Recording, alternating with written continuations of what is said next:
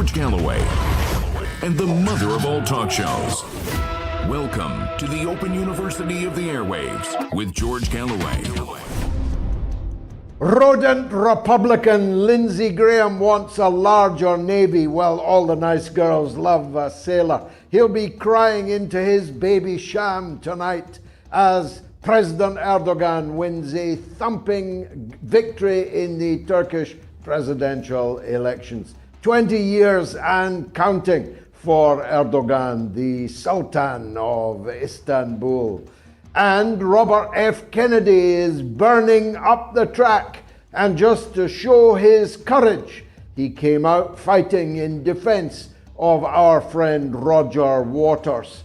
And you've heard of forced marriages in Pakistan. Well, try forced divorces. We'll be talking to retired Pakistan Army Major Adil Raja about the extraordinary events over the last 7 days since hundreds of thousands of people watched Adil on this very show.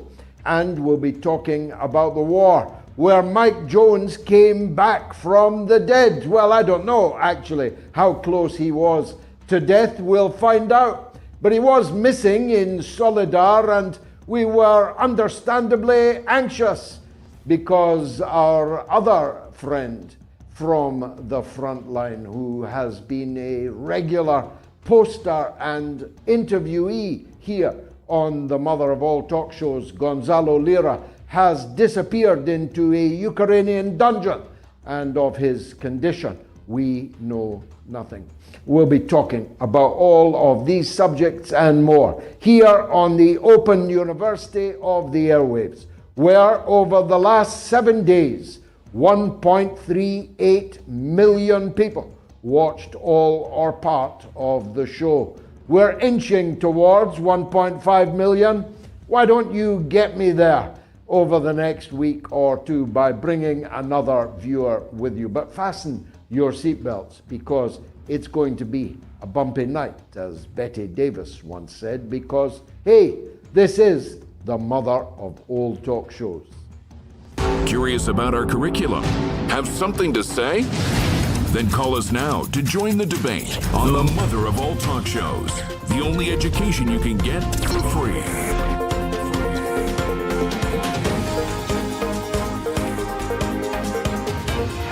George Galloway, the mother of all talk shows. With George Galloway, the world is our classroom, and you're welcome to sit in and join the seminar. A big and important poll running this evening on all our platforms.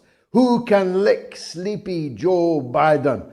A. Trump, B. DeSantis, C. RFK Jr.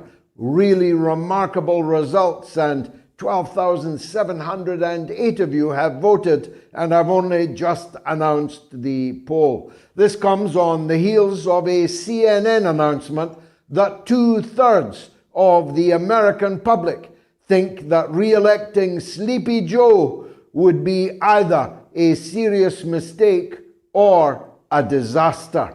Will the Democrats persist with Poopy as their candidate? That is the $64,000 question. Robert F. Kennedy is showing remarkable skill in putting forward a coalition of people of left, right, and center behind the idea of owning your truth, of speaking your truth. We'll talk more about that later. Lindsey Graham, the reptilian, repugnant Republican from South Carolina, was in Kiev again. I don't know what it is that first attracted him to Kiev, but whatever it is, he keeps going back over and over and over again. Maybe he's got a friend there. Who knows?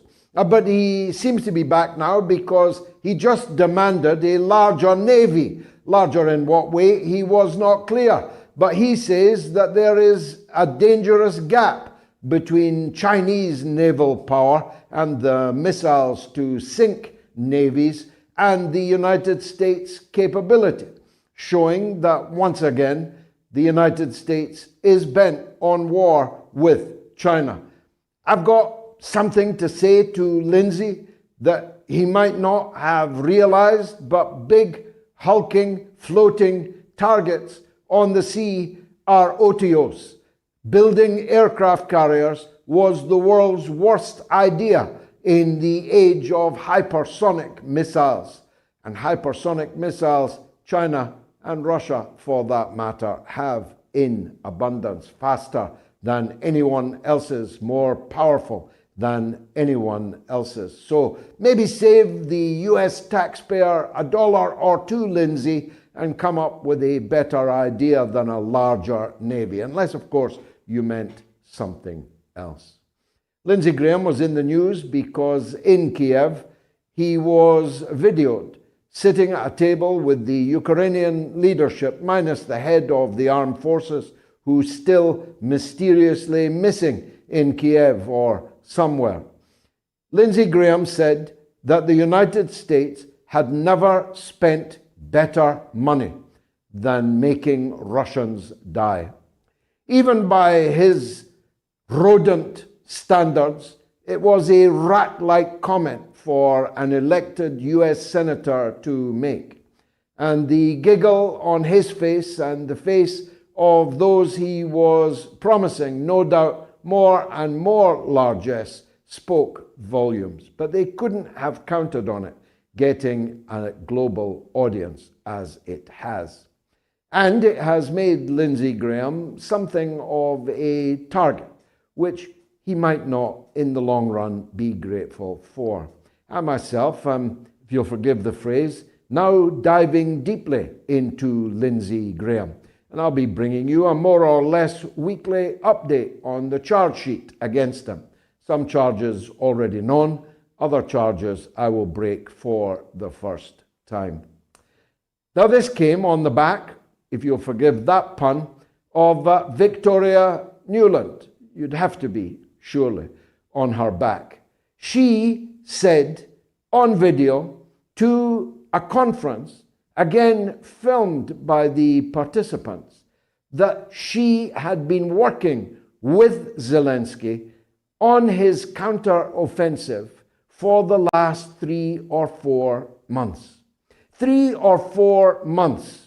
She, meaning the United States, she is an Under-Secretary of State for Death after all, has been working with Zelensky for 3 or 4 months. This came on the back of a statement delivered deadpan by Secretary Lloyd Austin that the United States was not at war with Russia. Now that would be laughable enough if the Secretary of State had not revealed the US had been working for 3 or 4 months on a counteroffensive against Russia. It would be laughable enough if it were not for the case that the terrorists that crossed the border into Russia and gunned down innocent civilian people in their homes, in their gardens, in their cars, were actually driving in United States supplied military armored vehicles. It would be laughable if it were not for the fact that the United States is now about to send F-16s into the war in Ukraine. F-16s is definitely a game changer, but not in the way that its advocates imagine. I believe that Russia has reached the extent of its strategic patience with the never-ending supply of more and more sophisticated weaponry, long-range weaponry, into the hands of the Kiev coup regime. And I believe that Russia has made a strategic decision to end this war and end it quickly. And that will not be pleasant for anybody involved, least of all me, who cried out against this war practically daily from 2014. The move of Russian nuclear weapons, battlefield weapons, we're told, at this stage, so close to Kiev, is a harbinger of very dark clouds to come. It is almost certain, in my view, that it brings the day of a nuclear exchange of weapons over Ukraine very much closer. And Mr. Lavrov, the Russian foreign minister, said this day that that's it. The Americans will either come to their senses or hell will be the result. I believe, and I'm not speaking for Russia, and nobody in Russia has asked me or told me or advised me to say this, but it is my honest belief on the basis of more than 50 years in Parliament, in politics, almost 30 of those years in the British Parliament, that the Russians have run out of patience and they intend to bring this war to a final conclusion with the defeat of the coup regime in Kiev, a regime change operation, if you will, and the rendering of Ukraine no longer a threat to Russia, which in the end, you know, is what this war was all about. It's what the Minsk II agreements were all about, that were signed by the Ukrainian government and guaranteed by first the German and French governments and then the Security Council of the United Nations. But the Minsk II agreements, as we now know, following a call from President Obama, were merely a ruse to lure the Russians into believing that the problem of Ukraine on its border, killing large numbers of Russian-speaking people in the eastern part of their country, could be resolved by treaty, by international agreement. The terms of Minsk II, because many have forgotten, are worth restating. Because if they had been implemented, a state called Ukraine on its pre-2022 borders would have continued forever. There would have been, if Minsk had been implemented, autonomy of the kind that the people say of Scotland enjoy, if they enjoy it at all, in the eastern part of Ukraine. What's wrong with that? Ukraine would have retained sovereignty over the territory, but the people would be self-governing on an autonomous basis on all the daily aspects of their national and civic lives. That Ukraine would not join NATO, and that Ukraine would not be used by NATO as a threat against the people of Russia and the Russian Federation, the state itself. Very simple terms. If they had been implemented, we would not be talking about this war now. Just think about that. Robert F. Kennedy is now over 20% in the polls of Democratic Party voters in the United States, making a mockery of the idea that there should not be a primary, there should not be debates. But of course, there cannot be debates, because Joe Biden, if it is he, and there's a substantial number of people now think he is the result of artificial intelligence gone mad, Joe Biden could not debate anyone, not even a child, even to tell them about how the hairs on his legs stand up. Not even a child he could sniff. Not even a child whose hair he could stroke. He could not debate against anyone at all, which is why there are to be no debates. But when the incumbent is regarded by 2/3 of the American people as a disaster, the Democratic Party are going to have to think whether they can go into the election in the November of next year and expect to win with a Joe Biden who is visibly fading, wrinkling, shriveling in front of our eyes. Kennedy is young for his age. He's thrusting, he's vibrant, he's dynamic, he's filled with courage, the courage of his father, the courage of his uncle, and he enjoys the resplendence of the Kennedy name.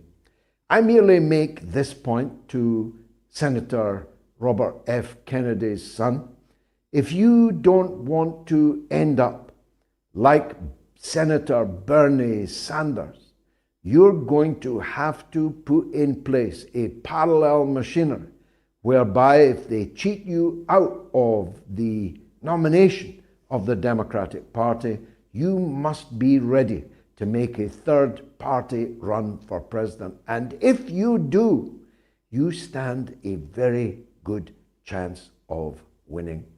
We're asking in this poll if Ron DeSantis, whose campaign went up like a rocket and came down like a burnt stick within a few minutes of the fiasco on Twitter, is the man to lick sleepy Joe Biden. And from what I can see of the poll, hardly anyone at all thinks that DeSantis is the man. Most of you think that Donald Trump is the man, but a significant number of you think that RFK Jr.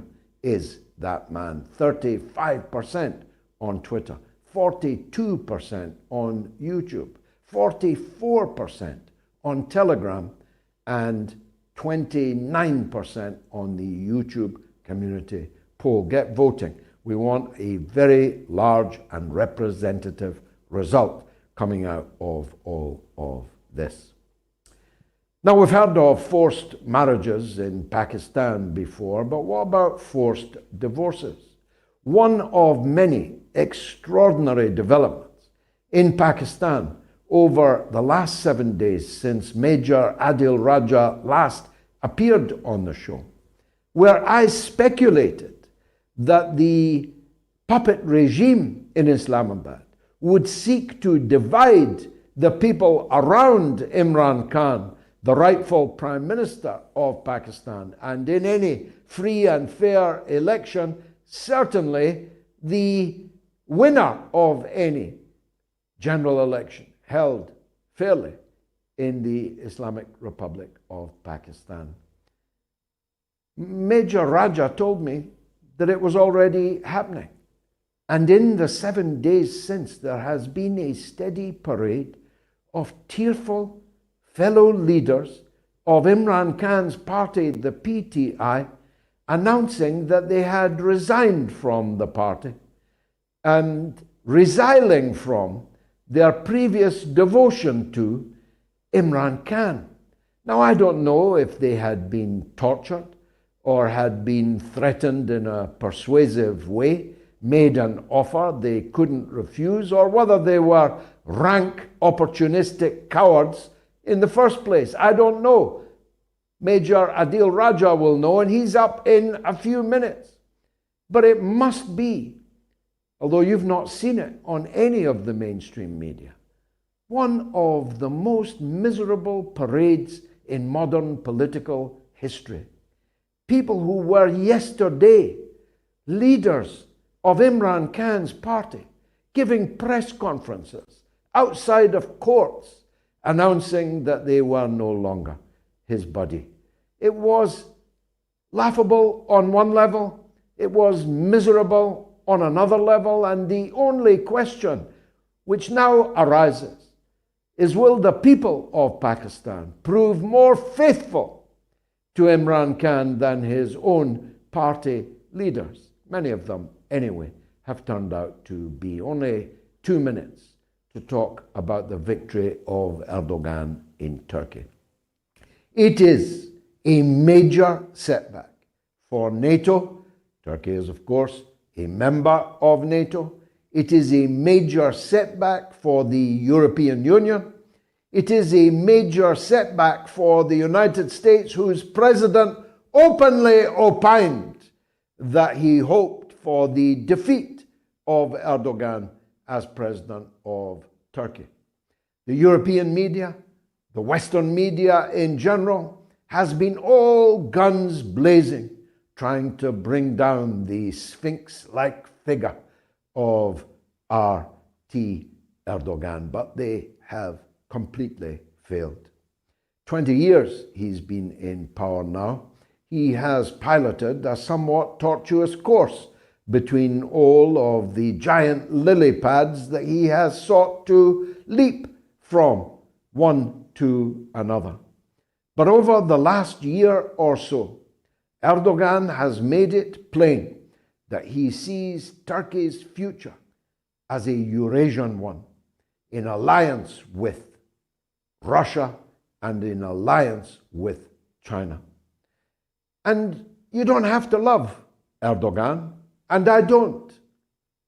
But when the worst people in the whole world are praying, are ceaselessly agitating, seeking to subvert the democratic will of the Turkish people, just to bring down Erdogan, you've got to say it's good news that he has won convincingly, don't you? Fasten your seatbelts. There's a lot to get through over the next 1 hour and 40 minutes.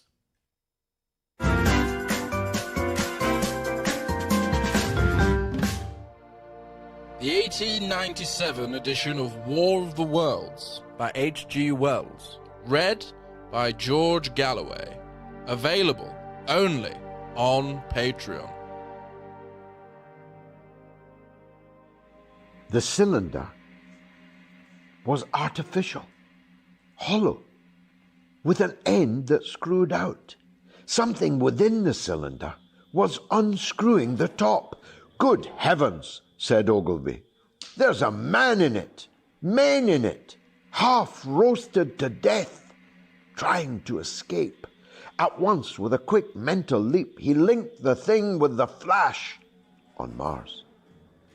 The thought of the confined creature was so dreadful to him that he forgot the heat and went forward to the cylinder to help turn. But luckily, the dull radiation arrested him before he could burn his hands on the still glowing metal.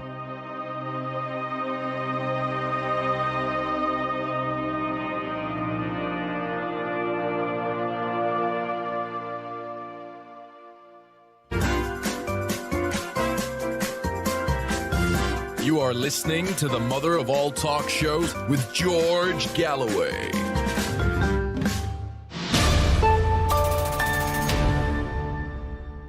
If you want to comment on anything I've said or haven't said and should have said, here are the numbers. If you're in the UK or Ireland, it's entirely free of charge. It's 08081965522. That's 08081965522. Get your calls in early. I expect to be extremely busy tonight. If you're in the US or Canada, it's entirely free of charge. Toll free. +1 844 944 3344. That's +1 844 944 3344. And if you are in the rest of the world, it's 44203 966 2625. 44203 966 2625.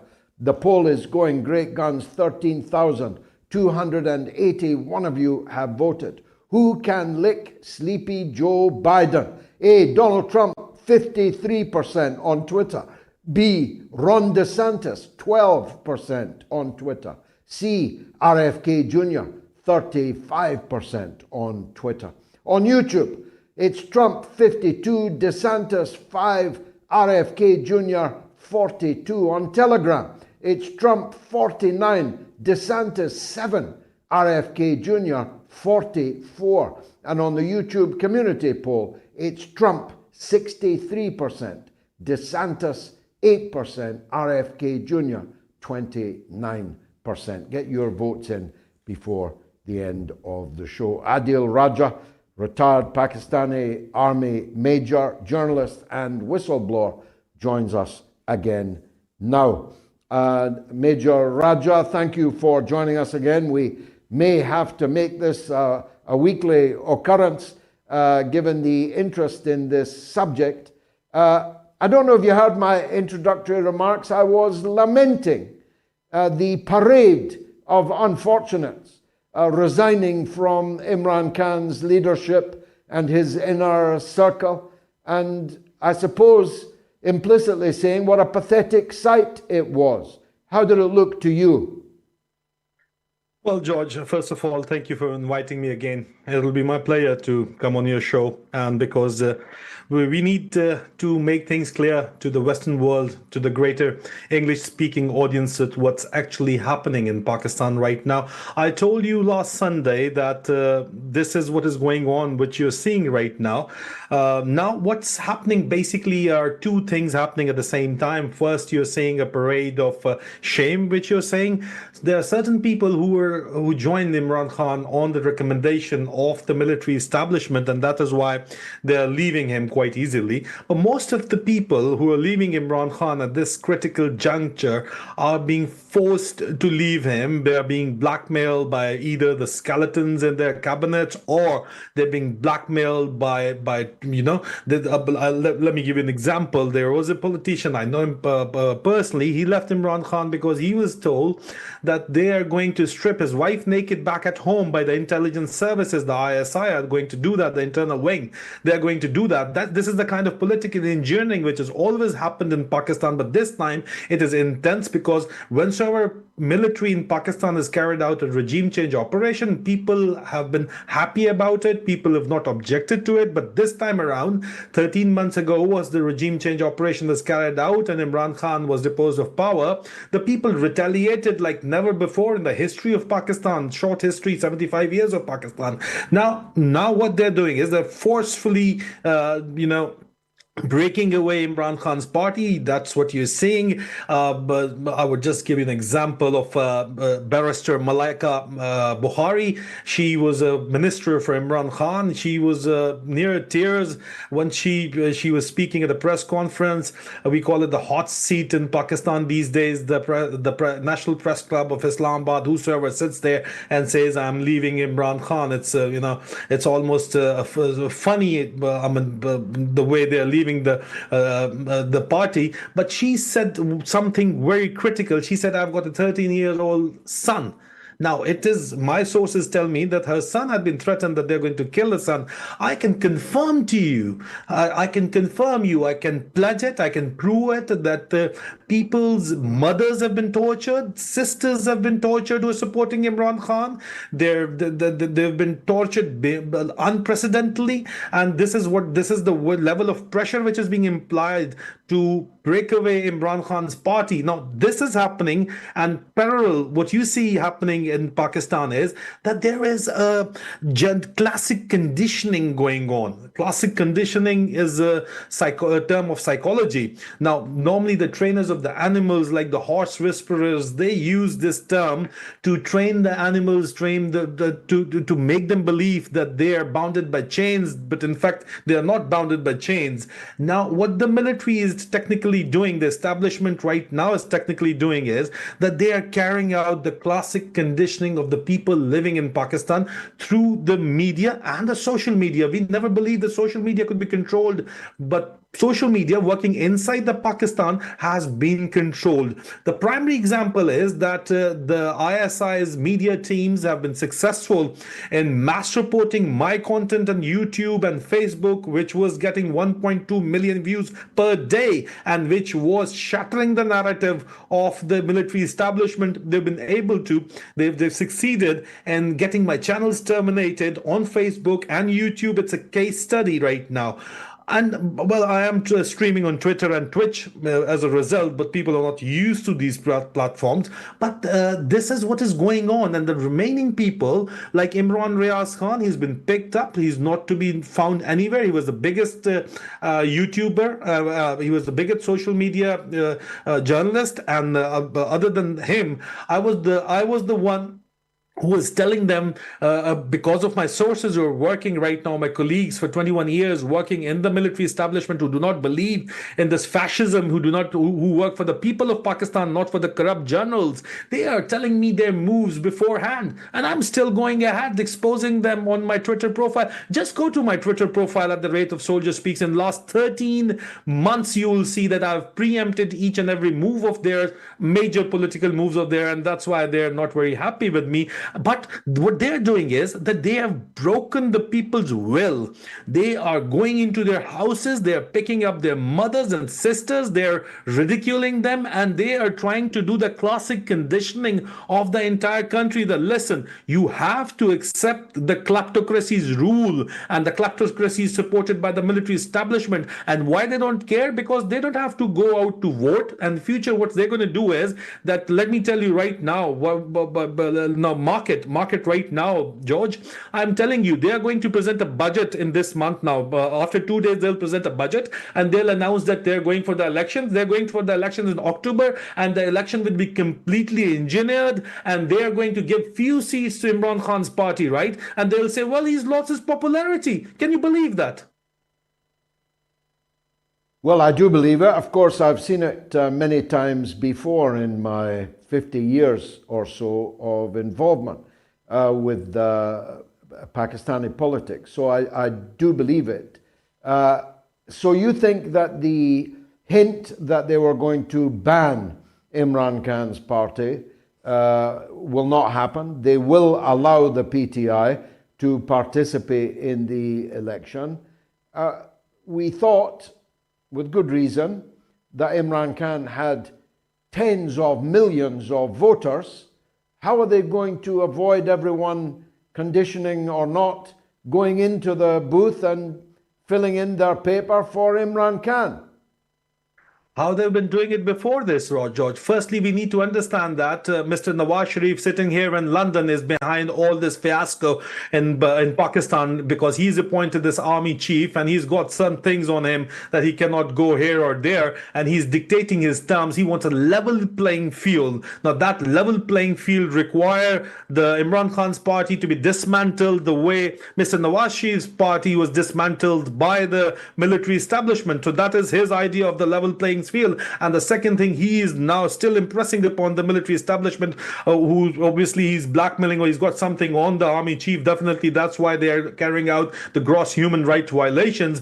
He wants Imran Khan to be disqualified, most probably, and they are still going at him. They've got so many options to disqualify him. So if Imran Khan is not in play, and if the secondary leadership is leading the party, how they're going to do it is a very interesting question, George. How did they manage to not let Imran Khan get a 2/3 majority in 2018 polls? They disabled the result transmission system, RTS. Now imagine that. That is a computer system. They disabled it. It is under the command of the Election Commission. Now, Election Commission works under the ISI, all right? They are the bosses there. They are like the Gestapos. They are like the Stasi. It's a Second World War era. Let me tell you, there is no doubt Imran Khan himself has said that the only man who matters is the army chief. So they're going to disable the system. Nobody's going to count the votes. Just go for a case study in 2018 elections. Just at the peak of Imran Khan winning, clearly getting a 2/3 majority, the RTS system went offline, and once it came back online after 2-3 few hours, the seats which Imran Khan were winning, they came down. And we were in the military told by the ISI officers that this is going to be the exact number in which Imran Khan is going to get. How did they manage it? They don't let you count the votes. I mean, it took Imran Khan literally for 3-4 years to get recounting in 4 constituencies before in the previous election before 2018. So they manage things at the face of it. They manipulate things, and then they control the judiciary. They control the entire system. They control the Election Commission of Pakistan through. They've got files on everyone and everything. I've told you in my last program with you, what they're doing is a classic blackmail operation going on, and they've got and if you've got nothing on somebody, they are going to use they're going to use, I don't want to see those words, but that's what they do. They're going to use the moral turpitude. They're going to use even if they have to use girls, if they have to use boys, whatever, they'll use it. They're going to make your videos, they're going to exploit you, blackmail you. They've got your corruption files ever since you've joined the politics or business or from whichever background you come from, they are making files against you. The people who are coming at the top right now, George, the problem is that they are part of the kleptocracy as a whole, and Imran Khan was not able to get rid of these people, not within his own government, not within his own party as well.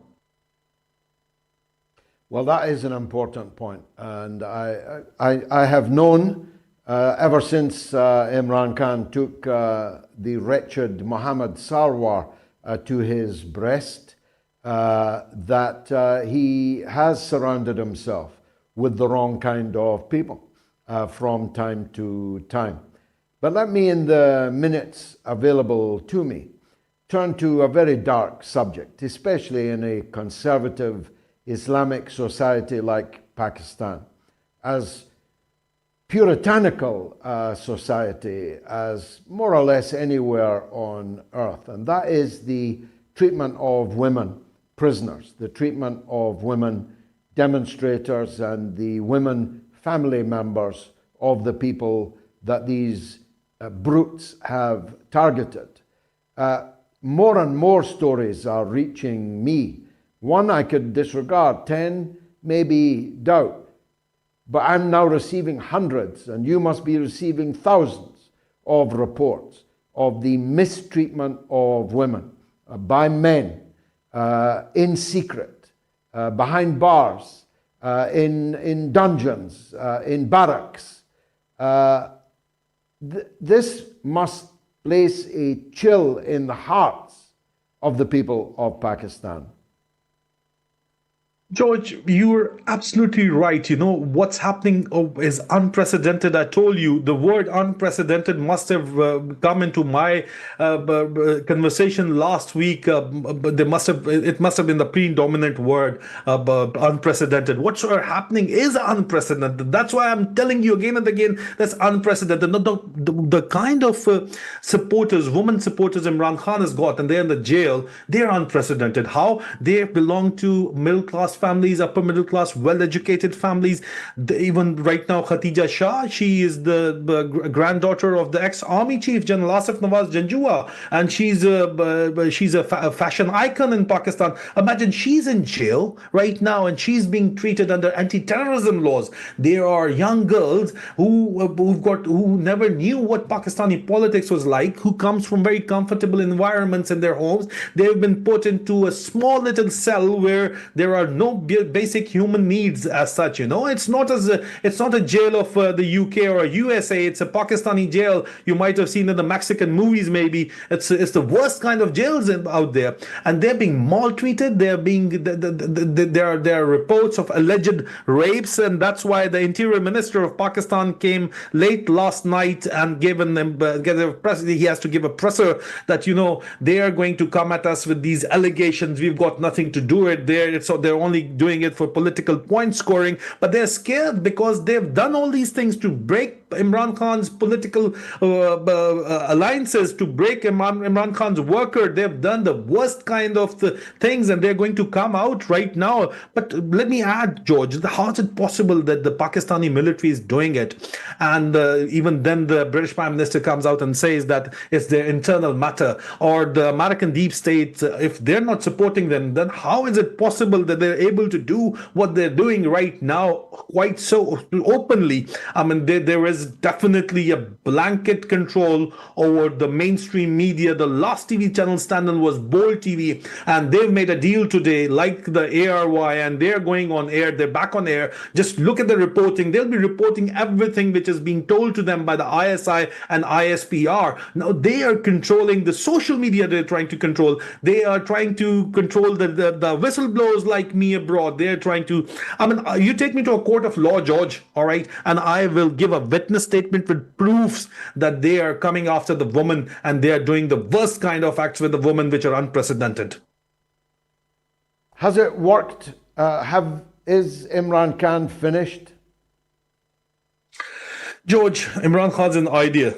he cannot be finished. You cannot kill an idea. You might will be able to get rid of Imran Khan, but you won't be able to kill the idea which Imran Khan has given. The mindset, the narrative built over 75 years in Pakistan have been shattered away with. They said that the Bangladeshis who broke away were themselves, it was because of the politicians and because of Bengalis themselves they went away. Now people say Sheikh Mujibur Rahman is a hero. He went away because of the Pakistani military was doing the thing which they are doing right now. We were made to believe that the Balochis, they are doing it only because they are being supported by the Indians. Now people say that we were being lied to by the military. No, the Balochis are being persecuted. They are being raped. Their women are being raped. They are being killed extrajudiciously.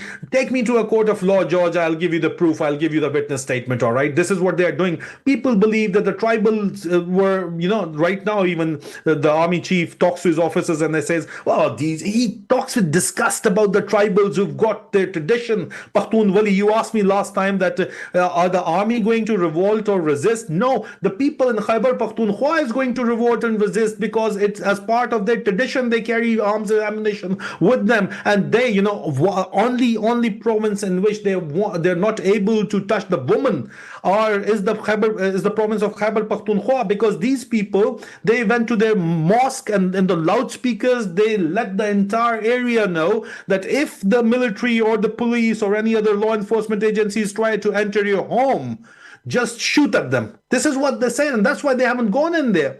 But people in Punjab, they're so-called developed province, so-called they're well-to-do province, but they don't carry arms and ammunition with them, so they're just accepting it just like the way, and that's why it's so easy. 80% of people in Pakistan live in Punjab, so that's why they're able to do this, carry out this classic conditioning operation. Major Raja, thanks for joining us with this very dramatic and still growing, not finished, this story of the overthrow of democracy and the declaration of martial law without the declaration. The army and the ISI are now running Pakistan. I'll be right back. 60 seconds, count them.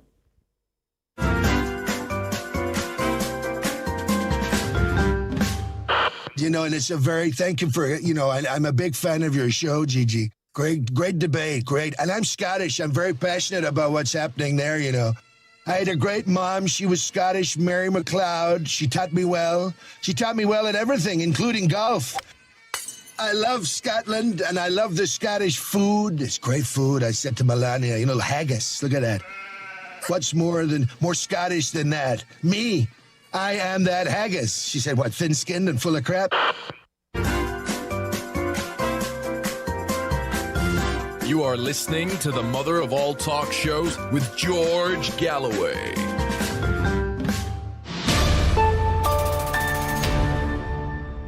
Who can lick Sleepy Joe Biden? Who'd want to? A, Trump.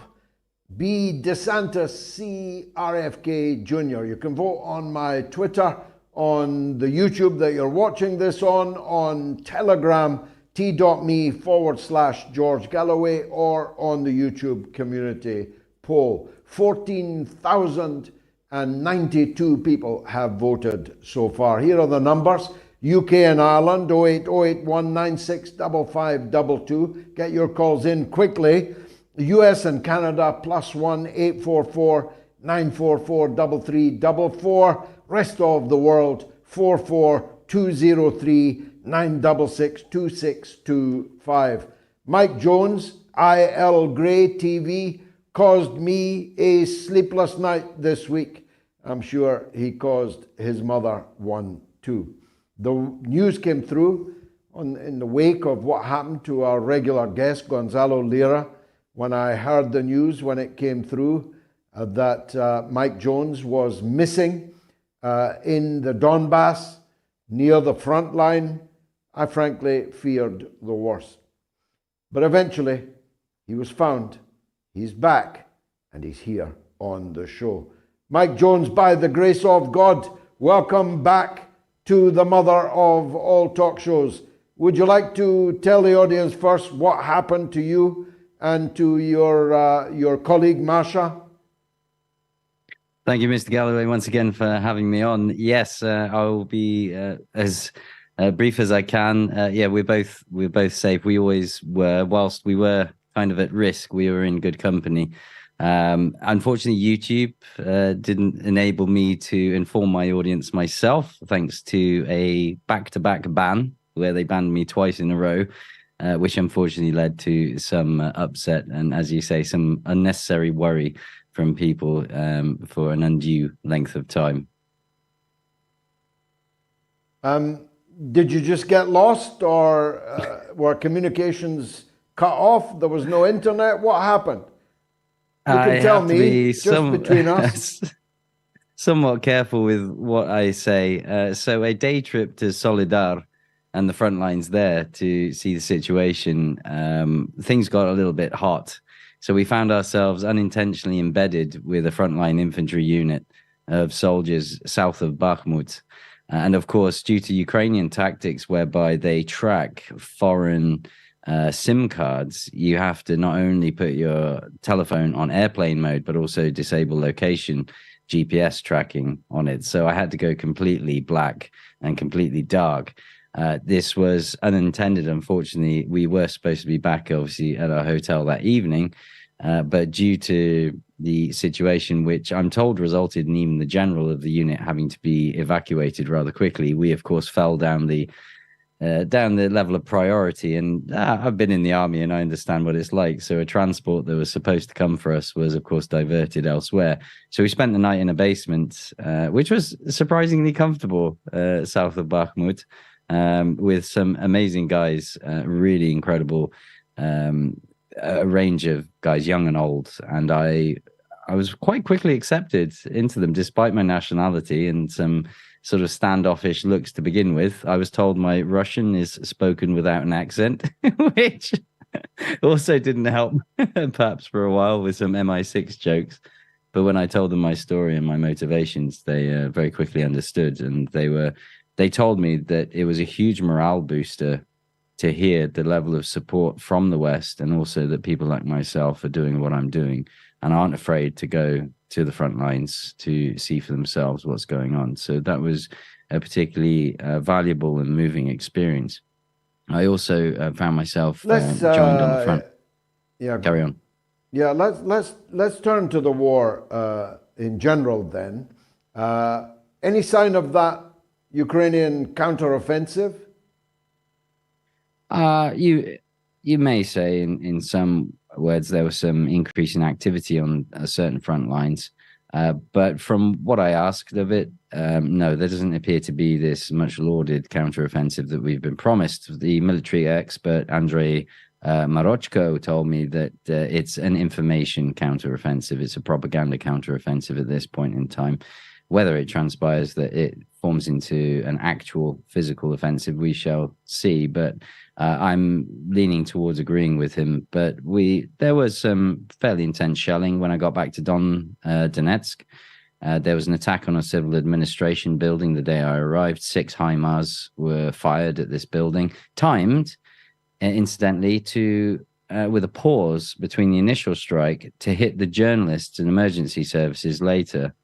It was posted on the subreddit r/Ukraine, where they celebrated the fact that propagandists were hit by HIMARS on this civilian administration center in Donetsk later on. So that's what I'm seeing of the counteroffensive in the Donbas region so far.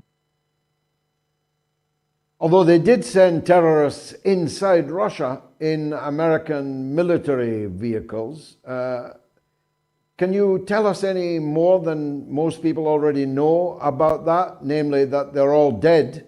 But how did they get in and how much damage did they do?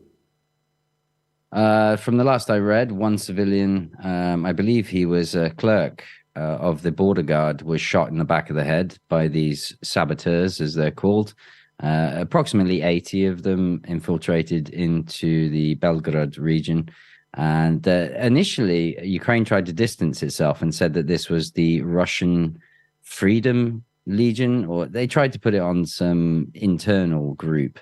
However, the fact that American equipment was very visible and quite clearly used, MRAP vehicles, for instance, then put pay to that theory that this was an internal struggle or uprising of some nature. So this was very definitely something masterminded by Kiev.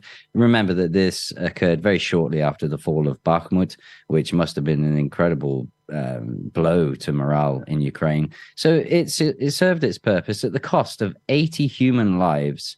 Media attention was drawn away from this crushing blow to Ukraine. And that, again, said a lot about the Kiev regime and served, again, once more, as we've seen with many of these sort of propaganda efforts, has only served to solidify Russian resolve. They're always trying this false flag story, aren't they? They did it over this column that entered Russia. They did it over the drone attack on the Kremlin, which the United States now accepts was a Ukrainian operation. They did it over the Nord Stream, where they tried to blame Russia for blowing up its own gas pipelines. And now the German government has said that the arrow points at Ukraine as having been the perpetrator of that. And they've done it, of course, in various military situations, the maternity hospital in Mariupol, I think it was, in the massacre that they themselves carried out in Bucha. This is standard operating practice for them, isn't it? Yeah, it's become almost farcical at certain points. We've seen this strike in Dnipro that was supposedly blamed on Russia, then very quickly turned out to be an S-300 missile by all accounts from the studies of the explosions. Then CNN reports that Ukraine's AA defense is working better than ever. And yet somehow Russia still was responsible for striking this outpatient clinic, when quite clearly the evidence seems to point to the fact that it was a Ukrainian anti-air missile that went astray and once again hit a civilian area. We saw it in Kiev as well, with these anti-aircraft missiles going off and hitting residential buildings. Very quickly, the BBC picked up on that and blamed Russia for it. Again, when you hear the news, and I often get sent letters and emails asking me, is this the case? When I start to dig deeper into the details, a very common theme occurs with many of these propaganda spins and false flags and atrocities that are leveled at Russia. Now, I'm not saying Russia is blameless by any means, and I'm certainly not saying that mistakes aren't made and that missiles don't go astray. But just 9 times out of 10, you can normally, with your critical thinking, cut through all that rubbish and start to understand the common theme that occurs. Well, I'm old enough to remember when one of the missiles landed in Poland, and Zelensky himself told us that it was a Russian attack on Poland until it wasn't, and the Americans themselves announced that it was a Ukrainian anti-aircraft missile. What about the raids on Kiev? There's been a stepping up of Russian bombardment in Kiev. What are they hitting there? From what I understand, and do forgive me, I have been out of the loop for the past 10 days somewhat, given being near the front lines. But for the most part, as I understand, these are critical infrastructure, generally energy related, to prevent the supply of these Western weapons. We had that radiation fiasco after the British ammunition was seemingly detonated in the west of Ukraine, causing a lot of embarrassment. From what I'm told, the monitoring website has seemingly gone down or inactive, where it appears, and I don't know this for a fact, do correct me in the comments on YouTube if I'm incorrect here, but it seems they are not wishing to publish the gamma radiation levels that have seemingly increased in that area. So this appears to be the aim. So targeting the stockpiling of these weapons and neutralizing them before they can be utilized on the front line. And this has also applied off the record to Leopard tanks as well that have been destroyed. But we shall see some evidence of that shortly, I hope. Now, the F-16s are on their way, or are they? Who's going to fly them? Ukrainian pilots clearly cannot fly them. Are they going to put mercenaries in the cockpit, do you think? I have no doubt. Absolutely. These will be volunteers. To quote Scott Ritter, sheep dipped as Ukrainian pilots. The last I heard, the Netherlands were offering their F-16s to start with. I don't envy the guys that have to sit in the cockpits of these things. I do believe that the integrated air defense systems of the Russian Federation will wipe them out. Russia has air superiority over Ukraine, and these aircraft won't be a match for certainly not the S-400 systems. So I expect that there will be a combination of use of the Storm Shadow long-range missiles with the F-16s. I believe they will be further used, as I showed on Telegram, where I published a video where I visited the Lugansk Center for Joint Communication and Coordination of these strikes, where I showed the proof of Storm Shadow missiles being used against civil and civilian areas in Lugansk, which is an area that previously hadn't been able to be reached by Ukraine. But I expect that F-16s will be employed to fire off these Storm Shadow missiles and other long-range munitions, given the dwindling supply of the Soviet aircraft that Ukraine has left at this point in time. Why has Russia moved nuclear weapons into Belarus? I expect that this is a little bit of a chess game, where there's the Queen has been moved into one position, and now NATO has to reconfigure and really understand that if they want to keep playing this game, if they don't want to start negotiations, then they really have to. It sounds hollow at this point, with this escalation that's kept going on and on and on, especially when it comes to NATO. They've done some things that have really left me quite baffled. I think Lukashenko has welcomed this move as well, which, again, one has to consider, given that, if Belarus is therefore a target, the population is at risk. But he must be sufficiently assured that the presence of these weapons in his country is a sufficient deterrent to NATO, and I'm including Finland there as well, newly admitted members, to actually just reconsider their behavior and their involvement, and whether they really do want to continue going the way they're going, or whether they can actually consider an off-ramp at this point. Well, Mr. Lavrov said today that the Americans have to come to their senses, or hell will be the result. What do you think he meant by that? I think it's pretty literal. I think the way that the West is continuing to antagonize, and it's not just even with nuclear, it's with chemical and biological weapons as well, specifically chemical. They're employing them with extensive use along the front lines, along certainly Donetsk, where I saw evidence of their use. They continue to use every other tactic employed to try and antagonize. And I think Russia is really doing its best.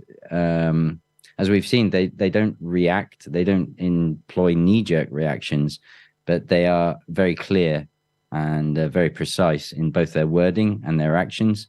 And I hope that perhaps this message is heard and read by the West, but that hope is quite thin at this point. Indeed thin, as it should be, because this trusting in the endless patience of Russia must be increasingly being tested. And my reading of Mr. Lavrov's remarks today were a little darker than yours. I thought it was the most hawkish thing that he has said. I wonder if Russia's strategic patience is not very close to running out. Well, Shoigu himself had said that there are only so many steps and we're rapidly running out of them. I would agree with you. Actually, Lavrov is generally very measured, very calm. He's the commensurate diplomat and statesman, probably one of the finest we've seen of our time at this point. But yeah, I think that is a good reading of his words. And I think that's intended as well, that this can only go on so long. And yes, these parties that are... Lindsey Graham springs to mind today as well. His words, he's been one of the worst that I've come across. I'll watch my words. These individuals need to really reconsider and rethink their strategies and perhaps eat some humble pie and just admit that they haven't achieved their stated aims and goals in destroying the Russian Federation. Well, Lindsay loves a sailor, and you're looking rather like a Matalot at the moment. So take care, Mike.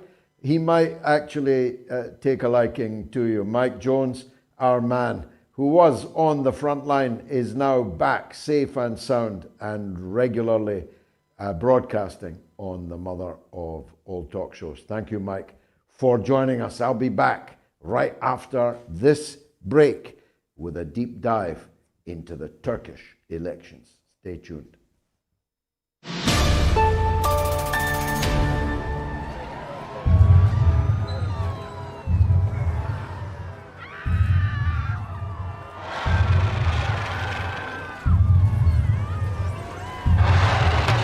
Mr. President, we got a report of a 50-foot woman marauding through Washington, sir. Thank you, Captain. But I'm looking for a shorter woman, one who likes to take long strolls in the park and yell at minorities. She's not looking for a date. She's terrorizing the city. Is there a difference? A little levity. Call in the military. We are the military, sir. Boy, we got here fast. We better do something, right? Shall I scramble the jets, Mr. President? No thanks. I'll just take a muffin and some coffee.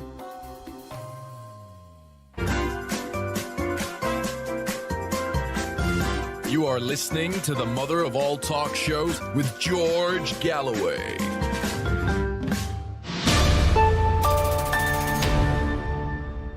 Britain and Ireland 0801965522, US and Canada +1 844944334. Rest of the world 44203 9662625. Vote on the poll. Almost 15,000 people now have, and it's pretty convincing for Donald Trump. But RFK is outperforming Ron DeSantis by about 3 or 4 to 1. Let's take the first call of the evening from Michael in Washington State on World War III. It's very reassuring. Michael, go ahead, sir. Thank you, George. Hello, world. Yes, I believe World War III. Well, you still can. Yeah, well, you still can. Well, yeah, exactly. World War III is inevitable, in my opinion. It's not exactly unprofessional opinion. Biden is a peculiar creature. He lied and cheated to get through college. He depends on people who believes in his lying and cheating. When he gets a position of power, he insists that people believe in his lying and cheating, or he demeans them. He calls them outlaws, most dangerous, and all that, as you have seen in what the Democrats have done. And over a short period of time, he develops a cult. And this cult, as Major McGregor said, you know, you try to talk sense to them and they throw you out. There's a couple other problems with Joe Biden that were going to cause us to go into World War III. He has said earlier that the issuance of missiles, then tanks, and then jets are going to lead to World War III. He said that. And yet he offers then missiles, and then lo and behold, no World War III. So he goes, I know. How about the tanks? Issues tanks, no World War III yet. What does it take to get World War III? Now he's got the jets. Now, why does this necessarily lead to World War III? Number one, Biden cannot afford to be exposed to his cult that he's been lying to him all the time. He's a control freak. And he doesn't want to be rejected by his cult. He wants to be a hero to his cult. So he will deny everyone else with any common sense. Also, these type of people like him have a Freudian death wish syndrome. In other words, they don't want to live in the normal everyday life, getting along with people in a normal fashion because it's painful to them. So they would rather, not be around because their life is too much of a suffering.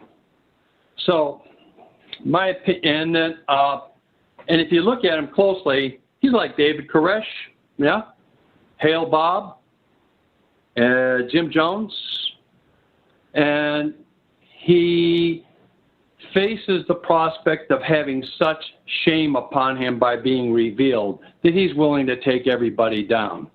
My opinion is sometime before... very sobering indeed, Michael, and very powerful indeed. Let's go to sunny Florida and talk with the legend that is Simon in Florida. Go ahead, Simon. Good evening, Mr. Galloway. Believe it or not, this is my 10th ghostly appearance with you, so I guess that's something of an anniversary almost. We're going to have to get you on the screen, Simon. Well, you've offered me a job twice, and I've indicated that I'm willing to accept. I'm waiting for the contract at this point, to be honest, but let's not discuss business on air. I would, if I may, comment with your excellent guest, Mr. Adil Raja, and I'm sure he was a child when this occurred, but the report that came out afterwards that struck my mind when hearing about the misconduct being done towards these relatives of PTI supporters that the army and the ISO are rounding up all over Pakistan. You might want to have, for another occasion, your staff look up the Hamadur Rahman Commission report that was suppressed, much like the protocols to the Warren Commission that looked into the assassination of President Kennedy. That looked into army conduct during the civil war with East Pakistan that resulted in the breakaway Republic of Bangladesh. And in that second part of the report, the first of which has never, ever been made public, but was conducted during the early 1970s, there were allegations of up to 200,000 systematic rapes against female civilians in what is now Bangladesh, when it was breaking away from what at the time was West Pakistan. So unfortunately, this tactic is not new, and all of those who were formally accused were never put to trial. So unfortunately, the entire era of impunity seems to continue within the Pakistan military. But the reason primarily for my call was to very gently disagree with you. I actually think that a seismic change has occurred within the Russian government administration. And indeed, President Putin addressed the Russian equivalent of the CBI in Russia, that's called the All Russia Business Organization. And he's told them three very important things. One, that they're being relied upon to preserve the cultural, historical, and traditional sovereignty of the nation. And he's asking them to appreciate that there are deep, and this is a quote, deep and radical transformations underway. Trade and production chains, as well as the entire global financial system, are changing. And he warned them that his call upon them was not just for the rest of the year, but that they should consider their business activities and how they might be able to support the state for the next 5 years. And I would suggest that this is a gradual transition into what General Erich Ludendorff called their totaler Krieg, the total war. I think you're right, Simon. You didn't gently disagree with me at all. I think you're right. You just put it better. Thank you very much for the call. Donald Trump has just posted this on Truth Social. Congratulations to President Recep Tayyip Erdogan on his big and well-deserved victory in Turkey.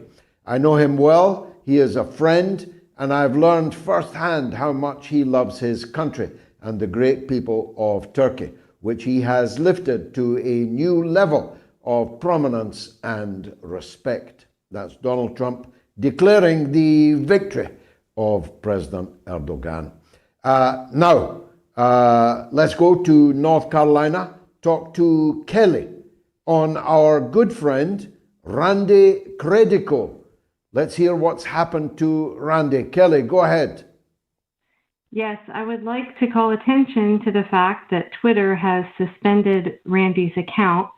And this was just after, as Gabriel Shipton pointed out on Twitter, just after Randy posted that he was resuming the billboard truck, the Assange billboard truck in DC. Now, we don't know why. They haven't given a reason. Twitter has not given a reason, and we can't find anything that violates. So we're kind of guessing but what the reason is. So everyone please tweet and demand that they reinstate his account. This recently happened to Gabriel Shipton as well. So I think the more people that tweet about it, the more likely we'll get it back on. I want to say something, may I, George, about RFK Jr.? Yes. Yes. This is really just driving me crazy because all Democrat candidates for president are required to sign a DNC pledge in order to run, a loyalty pledge. Now, unless this has changed since the last election, but we don't believe it has, and indie media is dropping the ball on not asking RFK Jr. or Marianne Williamson about this. Kim Iverson came close. I put a clip under your post on Twitter about this, but he didn't answer it. He gave a non-answer, and he kind of said, wagged his finger. And I like RFK Jr., but he said, why don't you have faith in my campaign? And I think, and about cutting and running as an independent, you can't just do that last minute. And there's another clip I put there where Nick Brana and someone from the Independent Voter Network and I discussed this 4 years ago, that in order to run as an independent, you have filing deadlines to meet and signature requirements. You can't just do that at the last minute. So independent media needs to start. Not at the, no, you're right. Not at the last minute, but neither right now. You can't blame him. He's running for the Democratic nomination. He's got 20% in the polls amongst Democrats. And it would be tactically inept for him to declare right now that if you rob me, I'll run as an independent. But it would be equally, not just tactically inept, but a betrayal of those who are supporting him if he left it too late to be on the ballot as an independent or third-party candidate. You're absolutely correct about that. I don't think, if I were interviewing him now, I wouldn't force him to sign a disloyalty pledge.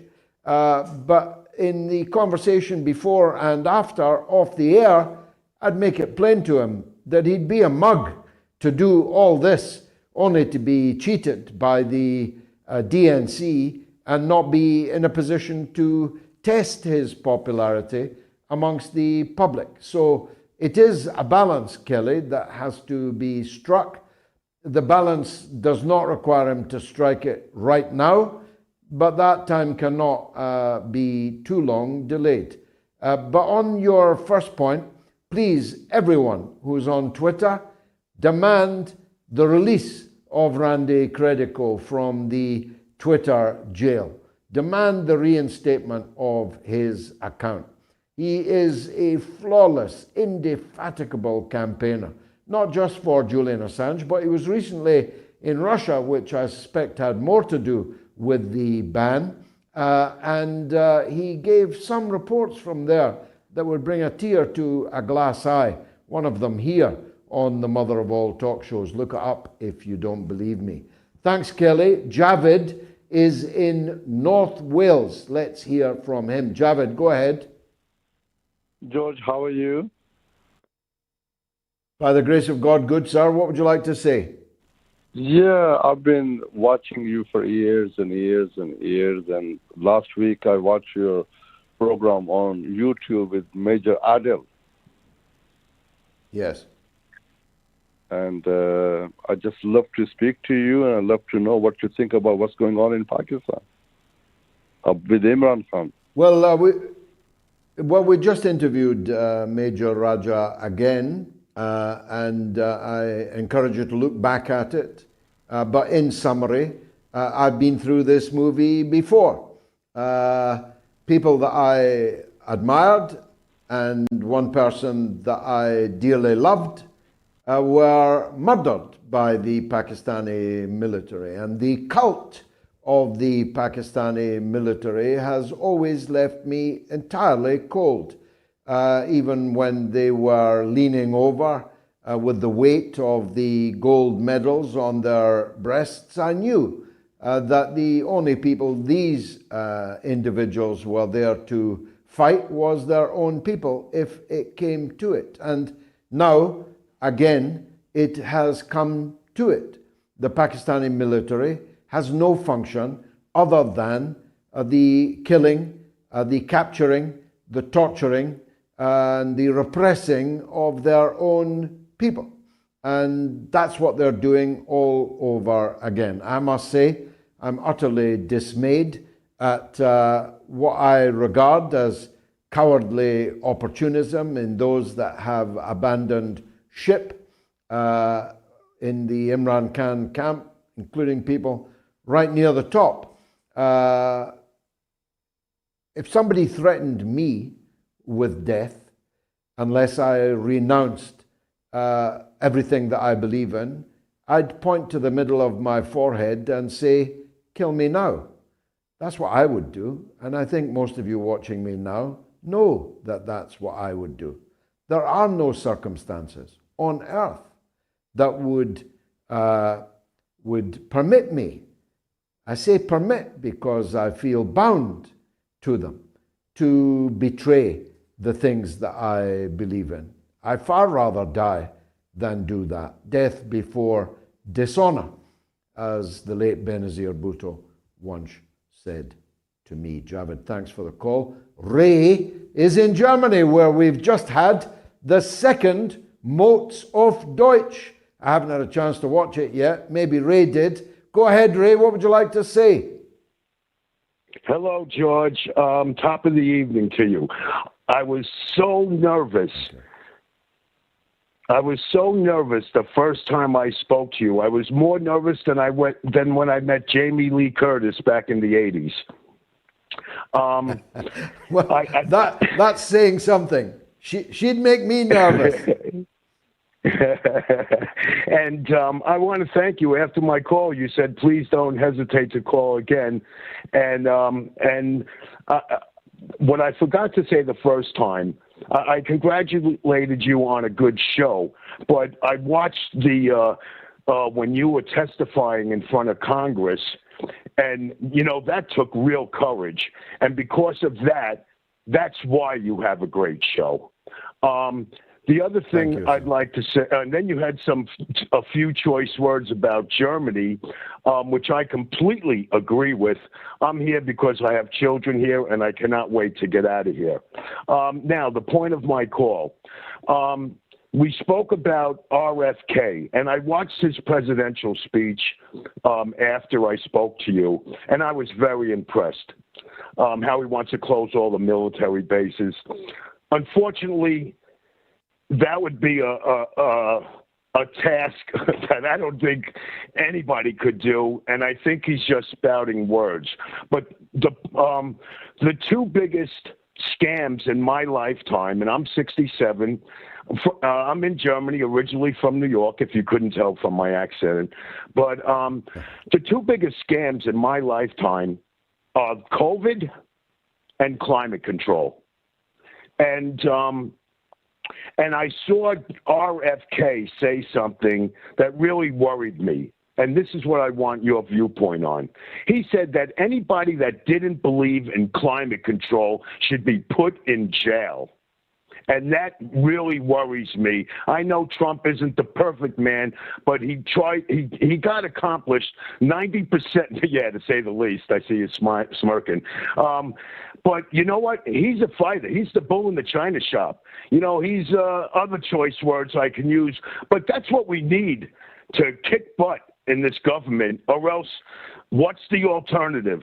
I see what they're trying to do now, and it's so sad what the Democrats and probably a lot of the Republicans, you know, I give 98% corruption to the politicians.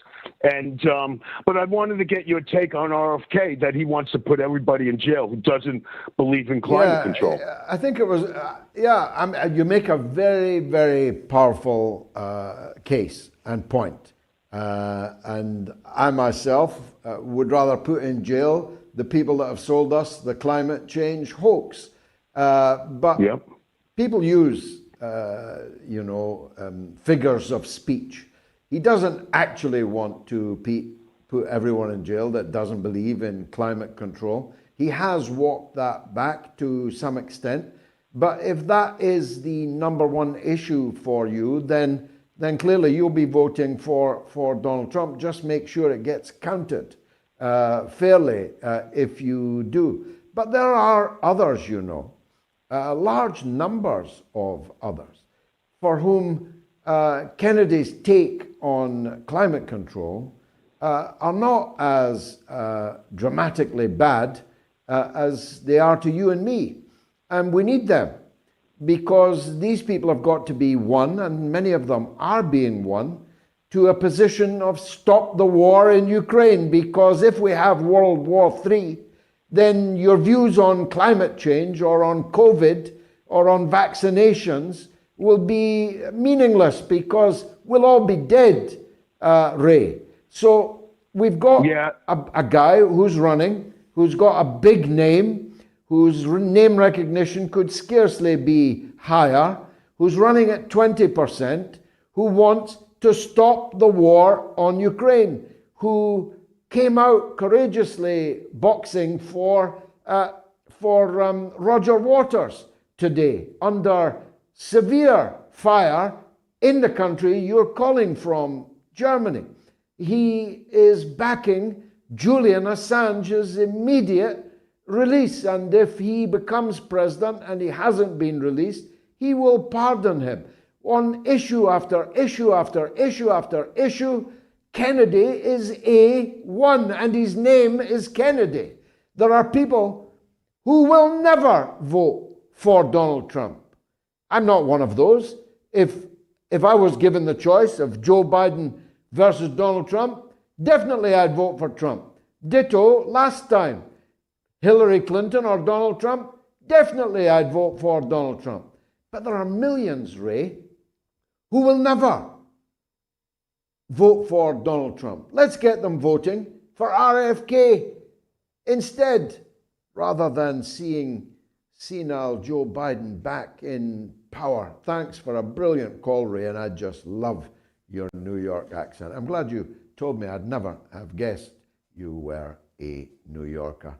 Look, right after this very short break, S L Kanthan, one of social media's greatest scribes and sages on everything from China to the situation in Ukraine, on European politics. This man is of the highest order, a first-class man. He'll be batting on the subject of the Turkish elections after this short break.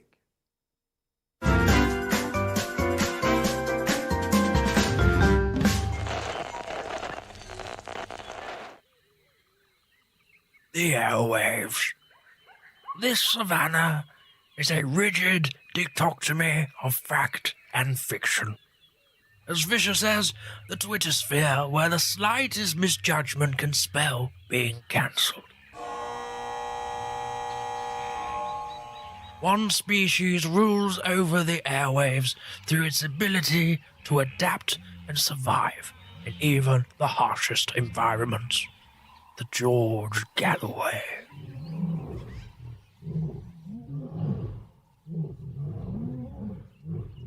The top cat in these parts.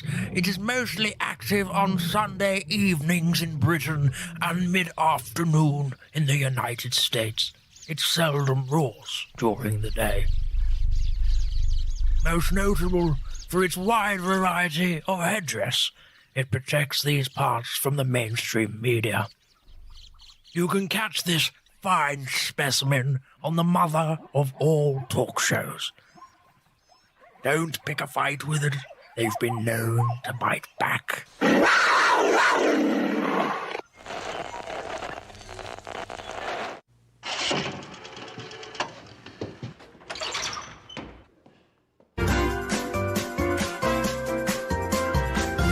You are listening to the mother of all talk shows with George Galloway.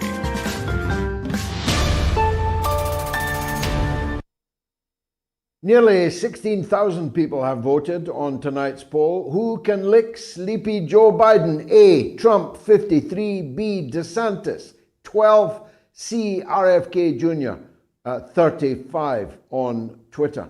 On YouTube, 54, 6, and 40. That's the highest. No, it isn't. On Telegram, Trump, 49. DeSantis, 6. RFK, 45. Catching up actually on Telegram, might overtake by the end of the show. And on the YouTube community poll, Donald Trump has a commanding lead, 63, 8, and 29%. 15,408 people have voted. Make sure you get your vote in by the end of the show, because this is a poll that people will pay attention to, I predict.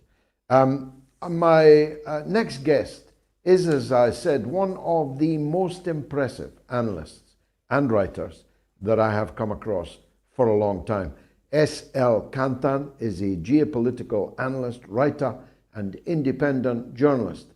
And we're lucky he joins us now on the mother of all talk shows. Mr. Kanthan, thank you for joining us. We want to talk principally about Turkey. The CIA have lost the Turkish elections. Is that a reasonable summary? Absolutely. You know, the biggest loser in this election was not the opponent, Mr. Kılıçdaroğlu, but the U.S. and the CIA. And as you pointed out, the U.S. has been trying to derail the Erdogan's candidacy for a long time. And back in 2016, the CIA tried to stage a coup. And what happened was actually, or at least the urban legend is Russia's Putin made a phone call to Erdogan, and he warned him about the coup. So for the last 7 years, the U.S. has been bullying Turkey with all kinds of sanctions and threats and trying to force Turkey's foreign policy. And then they made a really big faux pas so during this election, where they brazenly tried to manipulate the election. If you looked at all the Western media, they all constantly attacked Erdogan, and they totally glorified the opponent, Mr. Kılıçdaroğlu. And you had the CIA front organizations like the National Endowment of Democracy. They met with the opponent, and they had a lot of social media campaign for him. And more importantly, the U.S. started like an economic warfare against Turkey for the last 2 years. So basically, Wall Street, it started to attack the lira, Turkey's currency. And it lost over 50% in the last 2 years. And that caused very high inflation and tremendous suffering for the Turkish people. But they stood by Erdogan because they wanted stability. And I think they kind of understood the bigger picture as to what's happening. And the most shocking thing is that one of the ministers, Soylu, he's like Turkey's the interior minister, and he said something really shocking. He said, well, if somebody is going to propose a pro-US foreign policy, that person would be considered a traitor. So I think that we're going to see a tectonic shift in Turkey's foreign policy in the next 5 years. Turkey is going to join. You can see then why the CIA and its front organizations are nervous. The stakes are high, after all. NATO is Turkey is a member of NATO. It is a candidate member of the European Union, though it will be a candidate forever and never be allowed in, of course. Yeah. But there are millions of Turkish people, most of whom support Erdogan, by the way. The votes of the diaspora are being counted now, and Erdogan has won even bigger amongst them than inside Turkey itself. So Turkey is a problem for them. But not only for them, sir. There will be not much rejoicing, for example, amongst the Syrian people tonight, Erdogan's great victory.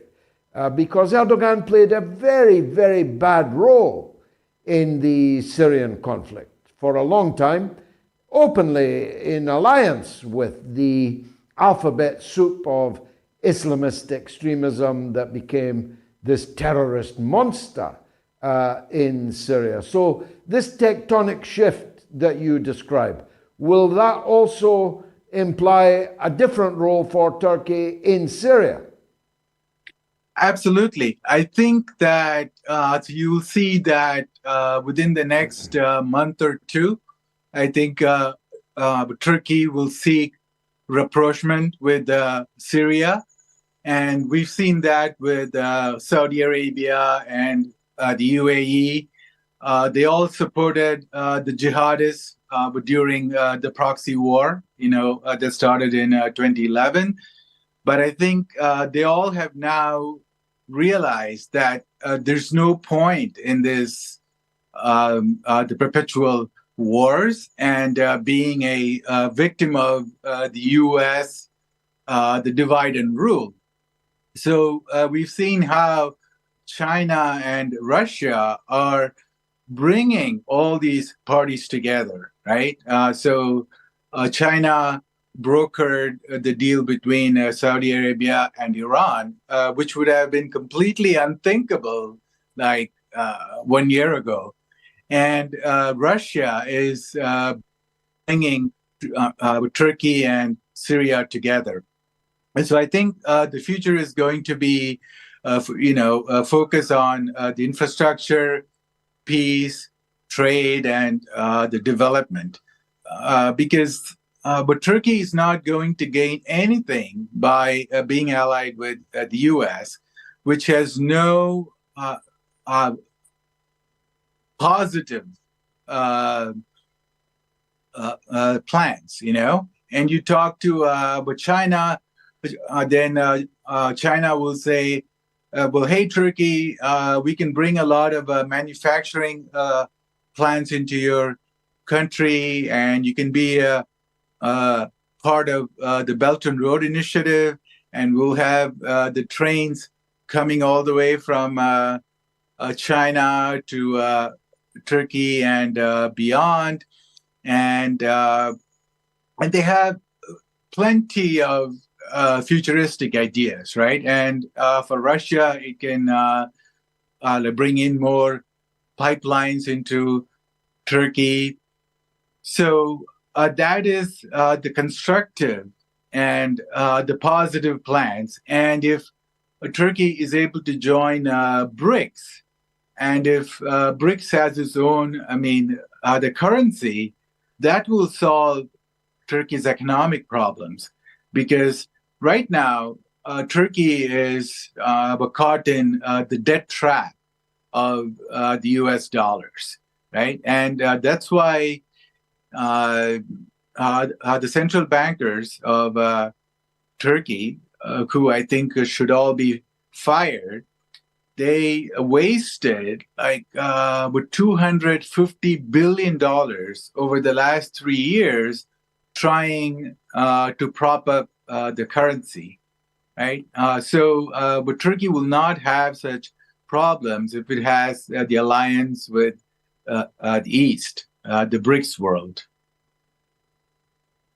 Because I know you're a Renaissance man, I don't hesitate to make a slight turn in the conversation.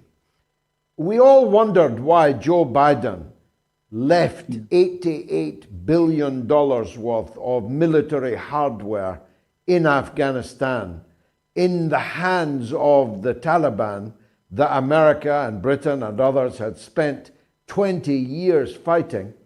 Is the answer playing out on the border with Iran right now? Because that American military hardware is being used to kill Iranian border guards, and the section of the Taliban has announced they're going to conquer Tehran.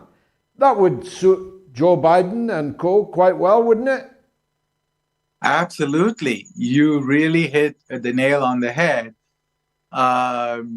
Because, the U.S. is the empire of chaos, right? And all they want to do is disrupt. So they want to disrupt China's Belt and Road Initiative, and they want to disrupt the trade between China and the Middle East. So, like you said, this would be the perfect opportunity for the U.S. to stir up some trouble. And, then as we see, saw the coup in Pakistan. So now we might be able to connect the dots, right? So the military weapons, like in Afghanistan, and the coup in Pakistan may all be related.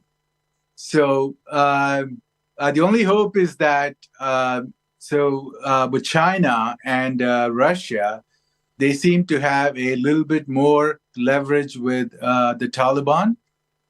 So that's the hope, that they might be able to intervene and to calm down the temperature.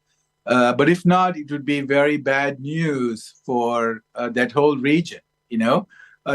Just about 10 days ago, but China had this the Central Asia Summit, and they brought in all these 5 Stan countries like Kazakhstan, Kyrgyzstan, Uzbekistan, Turkmenistan, and all of them.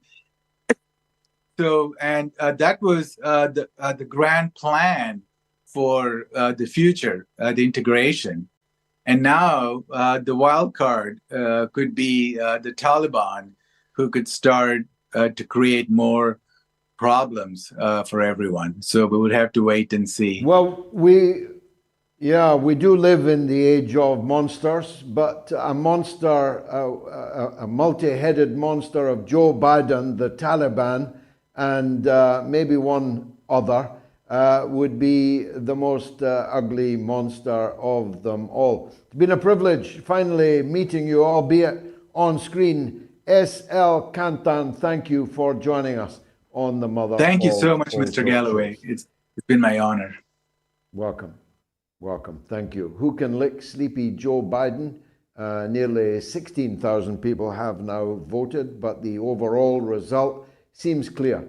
Trump overwhelmingly is the favorite, but RFK on 35, 40, 45, and 29 has scored a more than respectable second place. That's just the Twitter numbers. Don't forget that we're on lots of other platforms too. Tony has emailed in on our email, onair@moats.tv, saying, "Hi George, the NATO cabal hates President Erdogan and tried to overthrow him several years ago. I was actually broadcasting live when the coup was happening.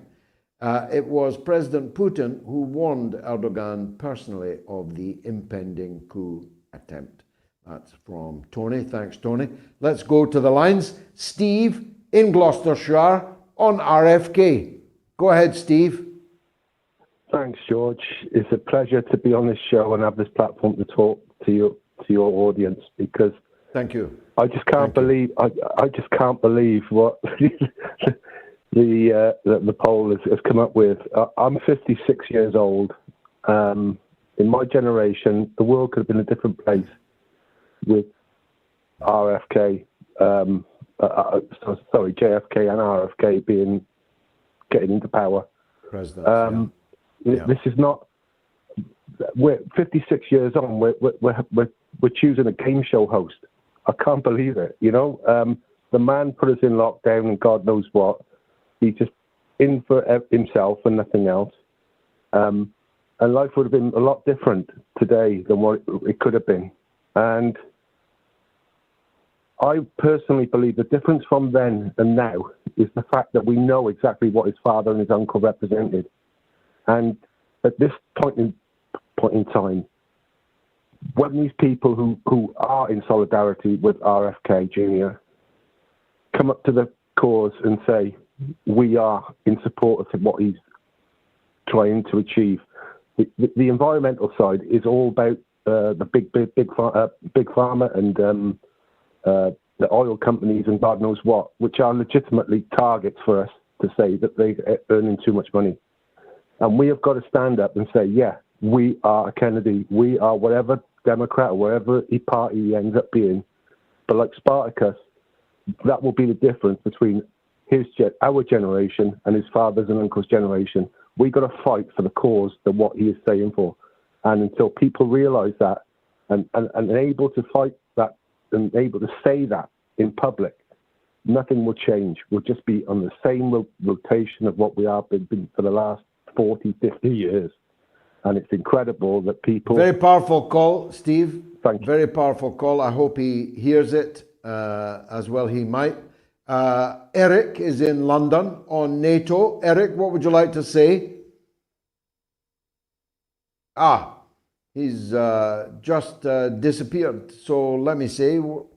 No, he's there. Eric, go ahead. Oh, hello, George. Yes, hello. What would you like to say, Eric? Yeah, no, sorry.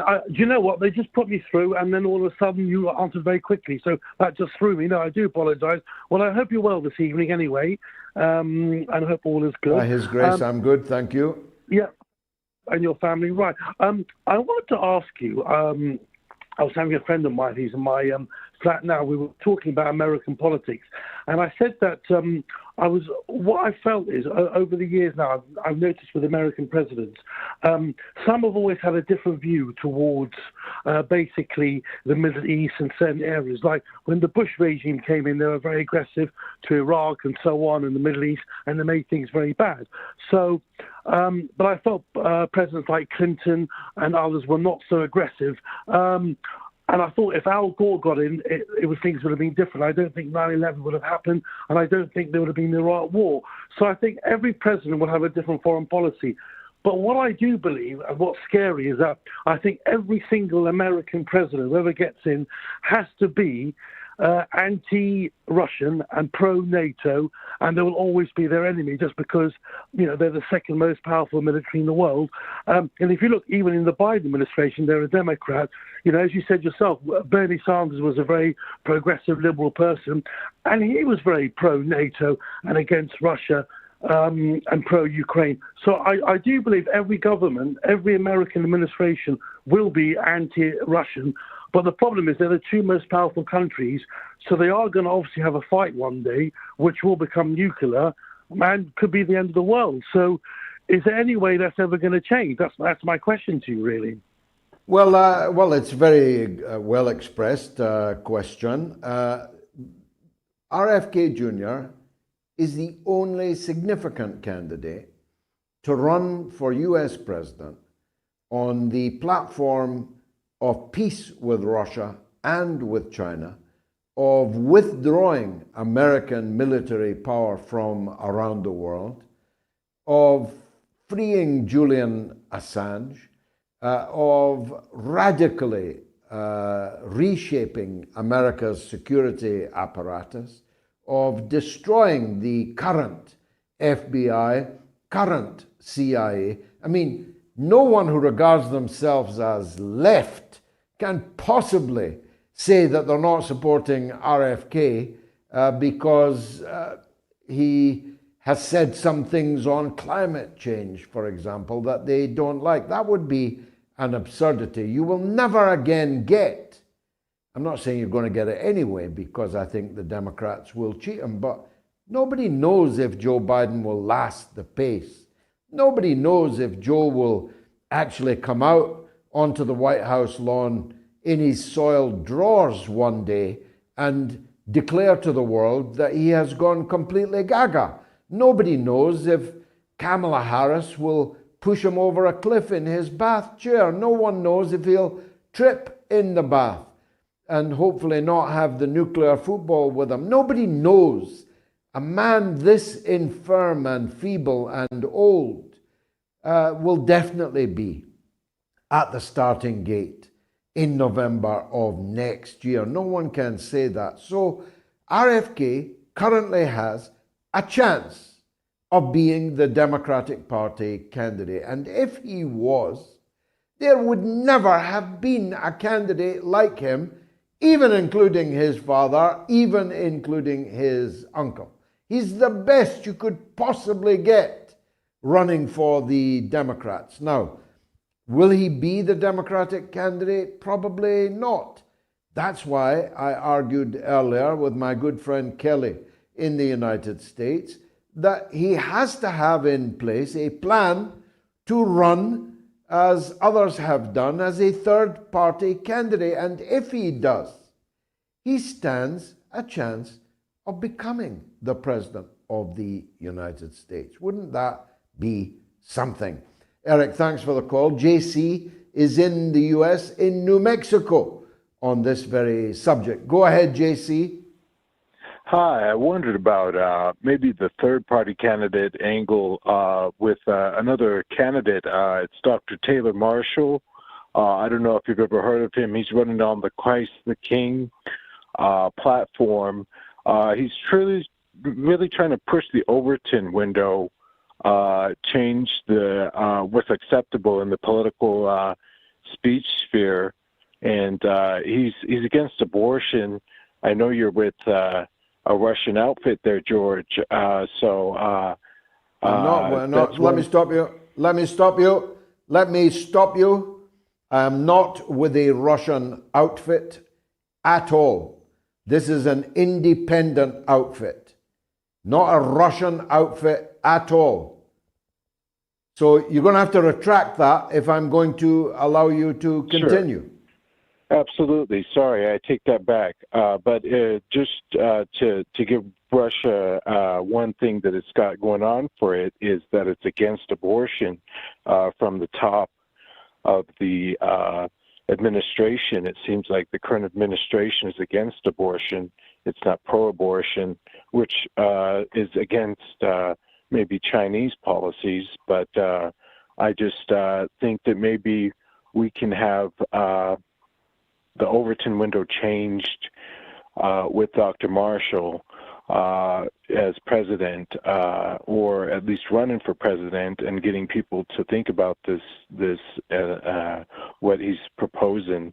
He's for marriage between a man and a woman, only, not between a man and a man or a woman and a woman. He's a Catholic. He's a traditional Catholic.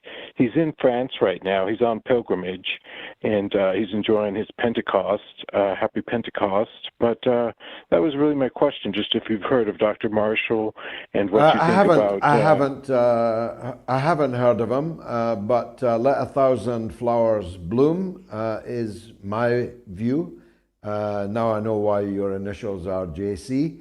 Let a thousand flowers bloom and let the people pick the most fragrant of them. That is my attitude to politics, to life. And I'm grateful that you brought your candidate to our attention. Let's stay in the US, in Idaho this time, and talk with Eve in Idaho, a wise man. Go ahead, Eve. Hello, George. Thank you very much for having me. Today I want to say something which I hope is wrong, but which is very, very serious in my opinion. And I will make a reference to your opening and to the Korean War. What Lindsey Graham, when he came to Kiev, of course, he made those horrible statements which in fact explain why the US is completely losing the world. It's because of a comment like the one he made. But he didn't go to Kiev to do that. He came to Kiev, in my opinion, to tell Zelensky the following. The war in Korea didn't stop. In order to bring the US to fight in Korea, we need a defeat. It's because the South Korean troops were crushed that America and MacArthur and all that started. So he came to tell Zelensky, start the offensive.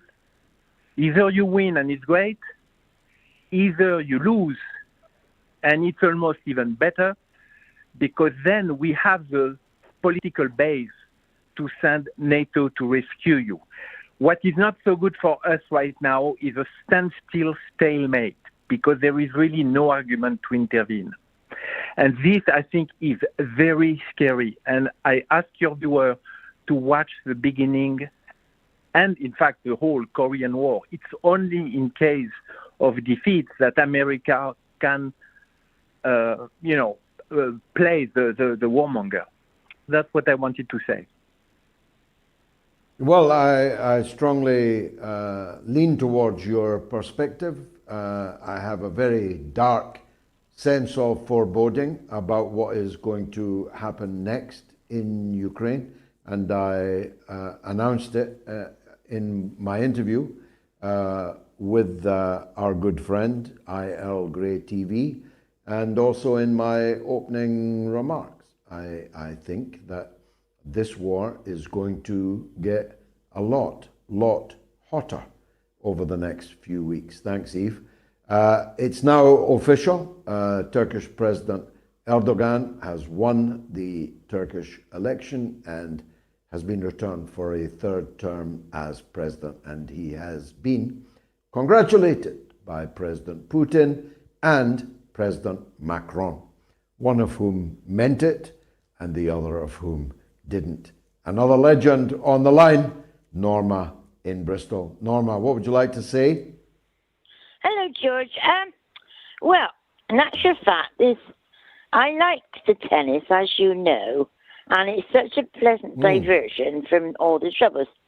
Now, today at the French Open, which is a big one in Paris, the Ukrainian tennis player was booed by the spectators because she refused to shake hands with the Belarusian player, who, in actual fact, is second in the world, Anna Sabalenka. Now, these individual players, they don't compete they don't play for their countries. They just play as individuals. And, I find it quite upsetting, really. Except that the Belarusian beat the Ukrainian, if I have followed the tennis correctly.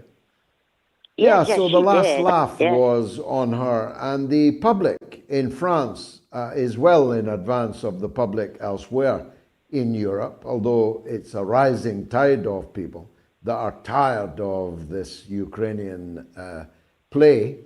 The French people backed the Belarusian, and the Belarusian beat the Ukrainian, and therefore the last laugh is with her, I think. I'm not, I don't have time to go further. Go ahead, Norma. Last point from you. Well, no, I mean, she was expected to win. She's a very good player, Sabalenka, the Belarusian.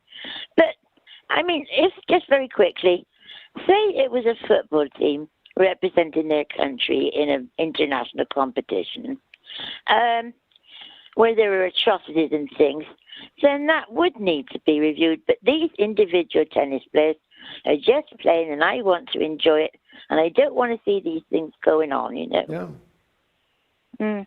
Norma, they are banning dead Russians' music from being played on radio stations, banning their orchestras from playing the classical music that has resounded through the ages because it was written by a dead Russian who died in the 19th century, long before Lenin, long before Stalin, long before Putin, but his music is banned in many Western countries, including in our own, including, if I'm not wrong, in your own city of Bristol was one of the culprits in that. Look, we are living in the middle of a psyops. It's not working, this psyops, but that doesn't stop them playing it. The tweet of the week for me was when Elon Musk tweeted this. Take a look at it. This. Headley. And I'm Ryan Wolf. Our greatest responsibility is to serve our Treasure Valley communities, the El Paso, Las Cruces communities, Eastern Iowa communities, Mid-Michigan communities. We are extremely proud of the quality, balanced journalism that CBS 4 News produces. But we are concerned about one-sided news stories plaguing our country. The sharing of biased and false news has become all too common on social media. More alarming, some media outlets publish these same fake stories without checking facts first. The sharing of biased and false news has the sharing of false stories without checking the facts first. We are living in a sea of mendacity. The mendacious sea is the one that we are afloat upon.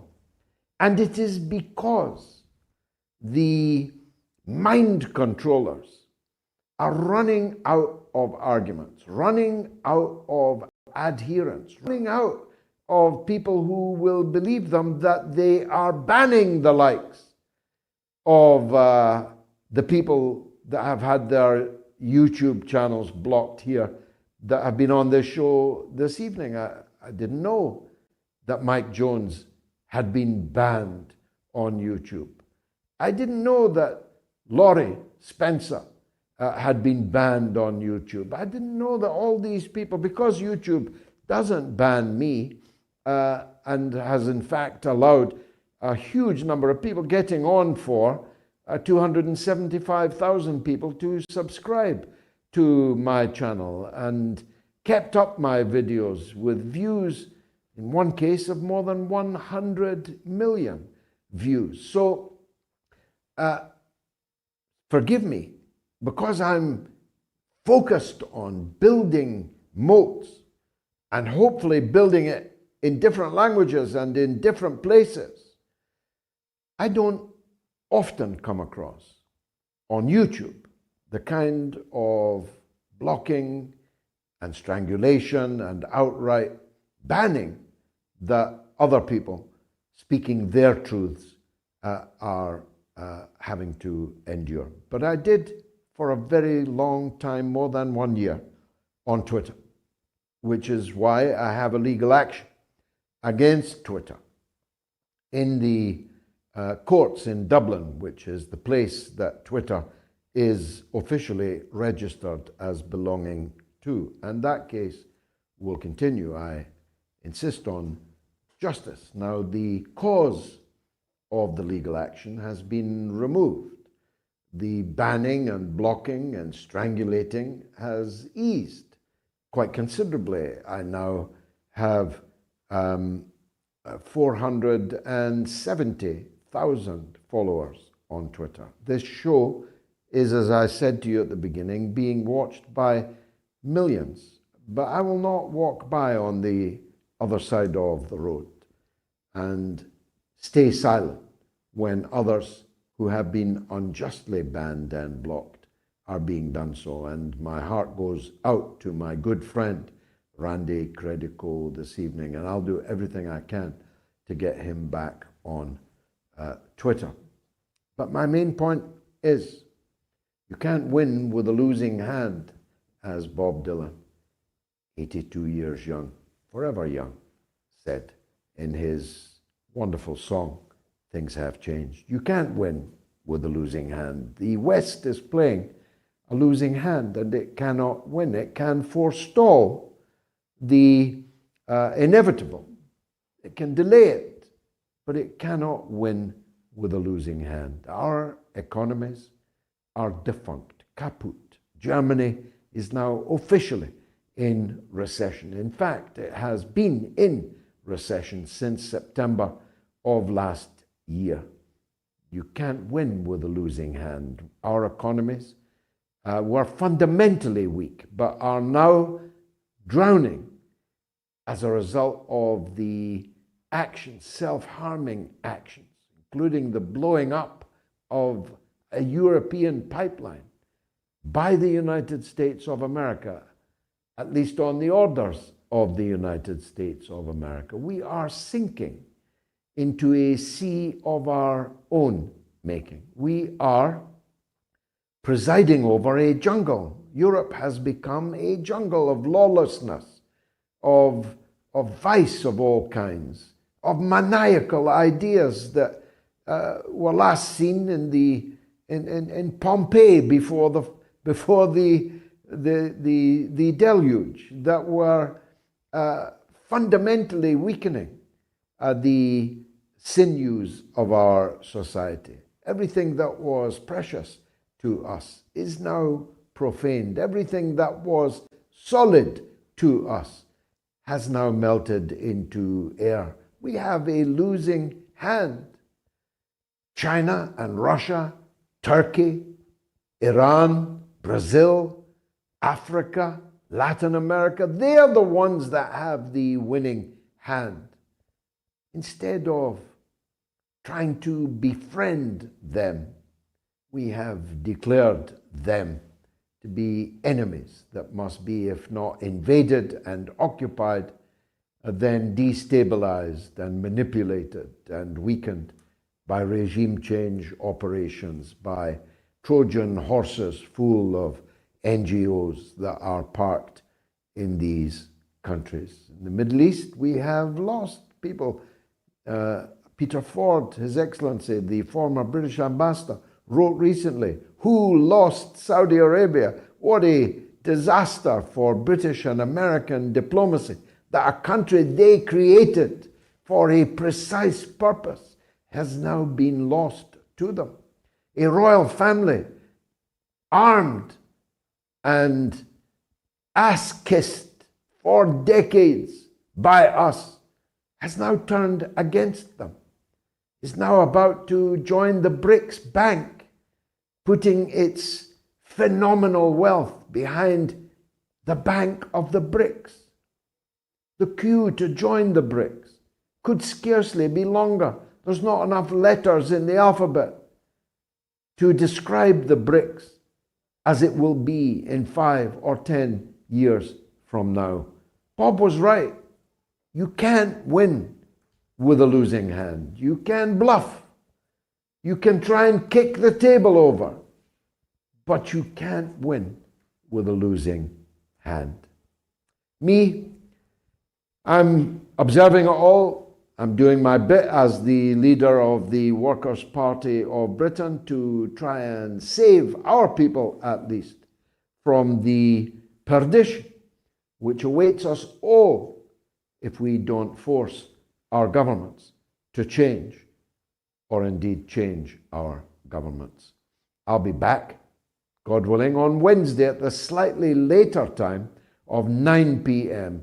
UK. I hope you'll join me, and I hope that you will bring another viewer with you. And if you do, think about it. 1.38 million watched in the last 7 days. If each of you brought one viewer, we'd have an audience that would cause them to cry in Langley, Virginia. Just think about that. It's been marvelous.